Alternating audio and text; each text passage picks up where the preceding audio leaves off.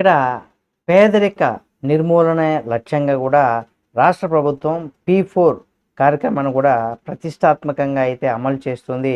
అయితే ఆగస్టు 15 నాటు కూడా 80% పేద కుటుంబాలను సాయం అందించాలని కూడా సీఎం చంద్రబాబు నాయుడు గారు అయితే ఇక్కడ కలెక్టర్లకైతే సూచించారు. కాకినాడ, గుంటూరు జిల్లాల్లో అయితే 95% లక్ష్యాన్ని కూడా ఇక్కడ చేరుకోగా నెల్లూరు, విశాఖపట్నం జిల్లాల్లో కనీసం 50% కూడా ఈ మార్గదర్శకాలను ఇక్కడ దత్తత తీసుకునేటువంటివి కూడా పరిస్థితి లేదు.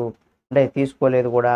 అయితే ఈ జిల్లాలో అధికారులకు కూడా సీఎం నేతలు చేతుల్లో కూడా అక్షింతలు తప్పవని కూడా చెప్పుకోవచ్చు. అంటే విశాఖపట్నం కావచ్చు, నెల్లూరు కావచ్చు, ఈ జిల్లాలకైతే 100% ఆ జిల్లాలకు ఎవరైతే ఇన్ఛార్జ్గా ఉంటారో వాళ్ళందరూ కూడా అక్షింతలు తప్పవని చెప్పుకోవచ్చు.